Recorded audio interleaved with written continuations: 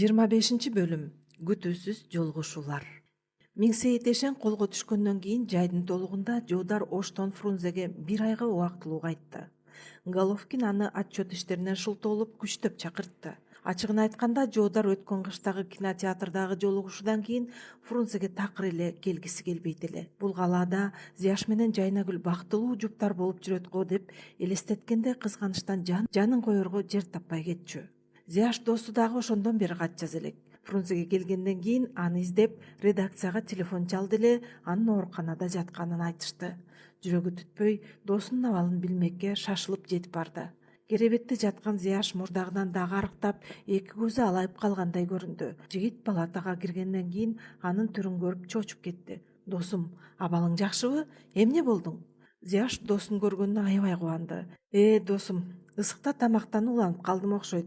Азыр жакшы элемин", деди ал жаткан керебетинен тура калып, аны кучактап. Анан таарына сүйлөдү. "Эмнеге кат кабарыңды билгизбей кеттиң, досум?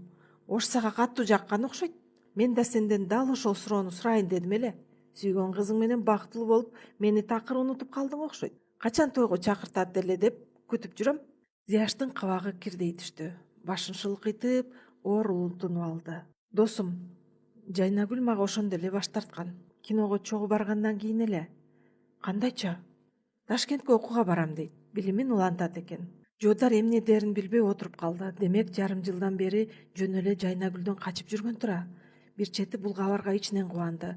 Эми ал кайра кызга барса болот экен. Бир чети досун аяды. Эмне кылаарын билбей Зияшты жооткотту. "Дагы эле сүйүүгө кабыласың, досум. Ал кызды унут. Окуйм деген кишинин жолун токтотконго болбойт." Бирок Зияш аны укпай наалып кирди. "Досум, чынын айтсам күнү түнү ошол кызды ойлойм. Белгилүү чыгыш акыны Новаинин Лейла менен Мажнун чыгармасындагы Мажнундай болуп, жинди болуп жер кесип кетпесем болду. Азыркы замандын кыздары тим эле окуу десе ак эткенден так этет экен. Эмнеге билимимди улантам деп болбойт ия? Бир үй бүлөдө бирөө эле Ташкентте окуса жетиштүү эмеспи? Аялдын орду коломто менен үй бүлөдө болуш керек го." Акын оор улутунуп алды. Экөө бир саамга өз ойлору менен алек болуп отурушту. Акын кайрадан жобурап кирди. "Баса, силердин мекемеден мага киши келиптир. Кызматташ, тымызын маалымат берип тур. Жашыруун кызматкер сексот болуп иштеп бер дейт. Андай ишке абийирим жол бербейт дедим." "Туура кылгансың", деди Жуудар. "Мындай иштерге аралашпа. Сенин мүнөзүң менен тыңчы болуп иштөө бул идиш аяк саткан дүкөнгө пилди киргизип ийгендей эле кеп. Баарын билдирип салып, иштин ашмалтайын чыгарасың." Досу менен жылуу коштошуп ооруканадан чыкты. Жайнагүлгө жолугушууну көздөй баштады. Бирок кыз ага дагы окууга барам деп шылтоо менен баш тартсачы? Ушинтип түшүлгөн Жуудар эмне кылаарын билбей ойлоно баштады. Бир аптадан өтүп өтпөй Кызыл Кыргызстандын редакциясынан досу Зияш телефон чалып, кечки жолугушууга чакырды. "Досум, ооруканадан чыктым. Келип кет." Жуудар канчалык убактысы аз болуп жатса да, досун кыйбай жөнөп калды. Болжошкон жерге барса, Зияш жалгыз эмес экен. Жанында Ташкентте аны ээрчип жүрчү Галия экөө күтүп отуруптур. Жигит Галиянын Ташкенттен келгенине ичинен абдан таң калганы менен таптакыр сыр берген жок. Кадимки калыбында жүзүндөгү муздак кайдыгерлигин гана көрсөтүп отурду. Кыз ага баягыдай эле жумшак мамиле кылганга аракет кылды. Бир аз отургандан кийин эле "Шашылыш жумуштарым бар" деп эшикти көздөй басты. Артын кылчайбай чыгып кетти.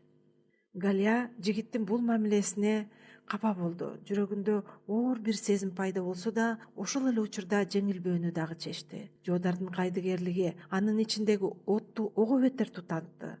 Ал Ташкенттен бүтүрүү сынактарын тапшыргандан кийин дароо эле Фрунзеге нянясы Миляушаныкына келген болчу. Чачы куудай болуп карыган Миляуша кемпир жалгыз жашачу. Галия келгенине чын дилден кубанып, бүжүрөп басып, столуна аппак дасторконун салып, колунда болгон тамак ашын жайнатып, катуу коноктоду. Калаада каатчылык болуп турган маал эле. Ошого карабай байбиче болгон каткан тамак аштарын алып чыгып сыйлады. Кыз ага болгон окуяны төкпөй чачпай айтып берди.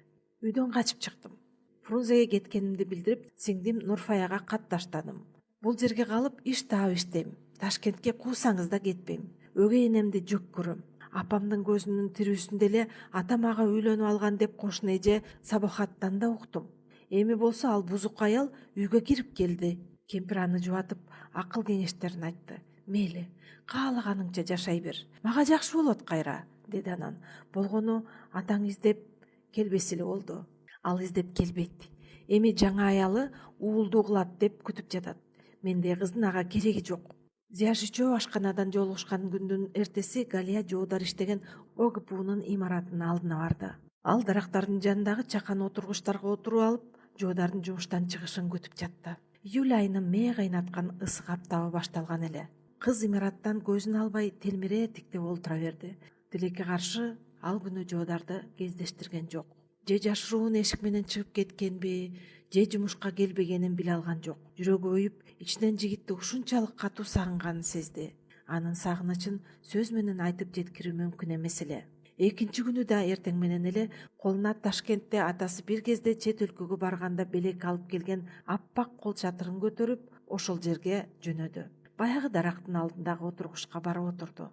Түшкө маал гана көргөн көзүнө ишенбей кетти. Кабагын карыш салып, жоодар келе жатыптыр. Кыз ордунан тура калды. Жүрөгү кабынан ыргып кетейин деди окшойт.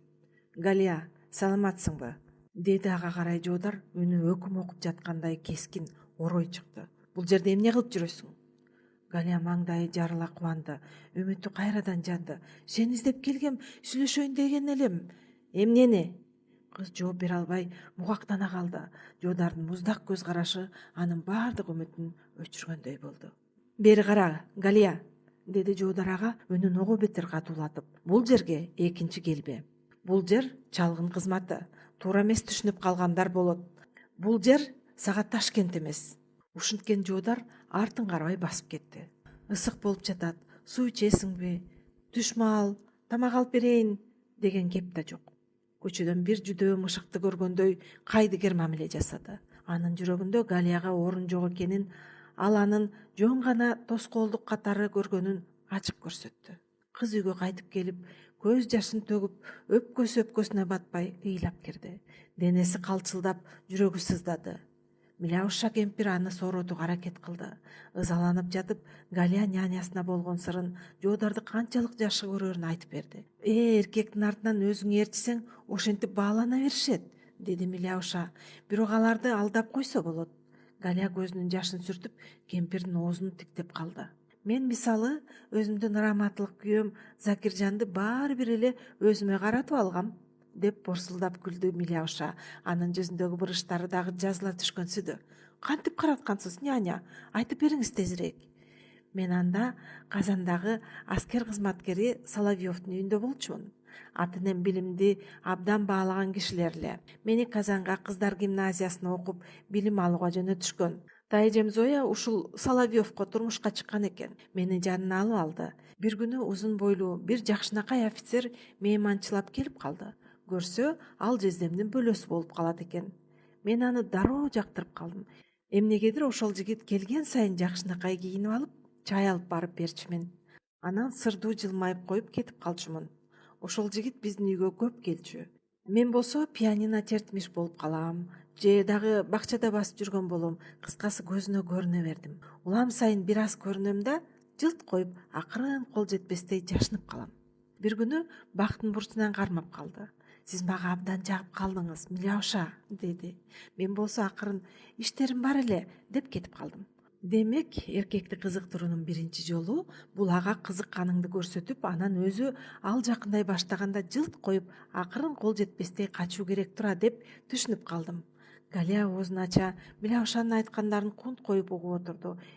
Ичинен жоодарды багындыруунун жолун таптым дегендей ойлонду. 2-3 күндөн кийин Зияш жоодарды кайрадан түшкү тамактанууга чакырды. Жоодардын иштери көп болуп жатса да, ошто бир жылга жакын жүрүп келгенин, досу менен көп жолуга албай жүргөнүн эске алып, атайын барды. Жупуну ашканада кирген чыккандарды карап, тамактанып отурушту. Досу ага маселени дароо эле кабыргасынан койду. Сен, досум, Галияны эмнеге жаман көрүп жатасың? Сени издеп Ташкенттен бери келсе, ким айтты жаман көрүп жатат деп? Жоодардын үнүндө бир аз кыжырдануу бар эле. Сага айттыбы? Ооба, мага келип арызданды. Эмне эле кыздардын баары сага арызданып бара беришет? Мага эч нерсе дешпейт. Жooдар таң калып досуна карады. Галия мага жакпайт. Кандай айтсам экен, аны мен болочоктогу жарым катары көрө албайм. Адам катар балким жакшы кыздыр, бирок мага колуктуу болчу кыз керек. Балдарыма татыктуу эне керек, деди Жуудар бир терең дем алып. Сен кызык экенсиң, досум. Галия сенин балдарыңа татыктуу эне боло албайт деп турасың ошондо? Боло албайт. Эмнеге андай? Жуудар ийнен кушурду. Билбейм, кыскасы жакпайт. Айта албайм, досум. Анан ким жагат? Жайнагүл. Жаш отурган ордунан кулап кетейин деди. Жүзү кубарып, көздөрүндө муң пайда болду. Жоодардын оозунан бул сөздү угуу Зияш үчүн эң оор сокку эле. Ал эмнегедир досу бул иретте кызды андан тартып алгандай сезип, ичинен басынды.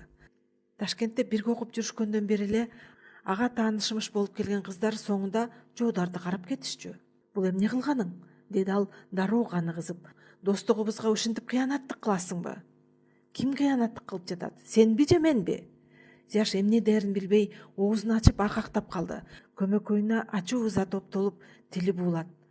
Сен да анан мен деп турасыңбы? Деди араң. Бери кара, Зияш, деди Жоодар адатынча токтоо. Жайнагүл экөөбүз Караколдо эле жолугушканбыз. Мени ал өлүм алдында турганда жайлоодон ат менен коштоп келип, ооруканага операцияга чогуу кирип, өмүрүмдү сактап калган Көлдүк сулуу тууралуу сага айтып бердим беле? Ооба, айткансың, деди Зияш аң-таң болуп. Ошол дал сен экөөбүз айтып жаткан Жайнагүл болчу. Досум, мен аны Нусуке деген басмачынын колунан куткаргам. Экөөбүз Фрунзеде жолугушууну макулдашып, жылуу коштошконбуз. Анан келсем эле сен сүйүү каттарын жазып ээлеп кетипсиң го. Макул, тоскоол болбойн деп тим болдум.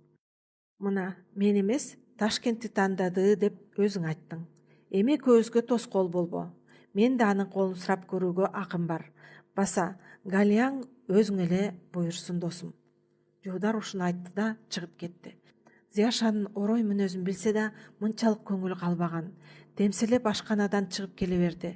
Редакцияга келсе, алдынан Эрназар чыкты. Экөөбүз бүгүн бөтөлкөнү түбүнө түшкөнчү ичеличи. Макулсуңбу? Деди түнөргөн Зияш. Эрназар баш тарткан жок. Урматтуу угарман, сиз Гүлнура Жумалиеванын Алча гүлдөгөн түндө чыгармасын уктуңуз. Окуган Айгүл Мырзабек кызы. Кийинки бөлүмдөрдө Жоодардын Жайнагүл менен жолугушуусу жана башка кызыктуу окуялар баяндалат. Кадырман окурман, чыгарма жакса лайк басып пикир калтырыңыз. Каналга катталыңыз. Сиздин колдооңуз каналдын өсүшүнө жана жаңы бөлүмдөрдүн тез чыгышына шарт түзөт. Биз менен болгонуңуз үчүн чоң рахмат.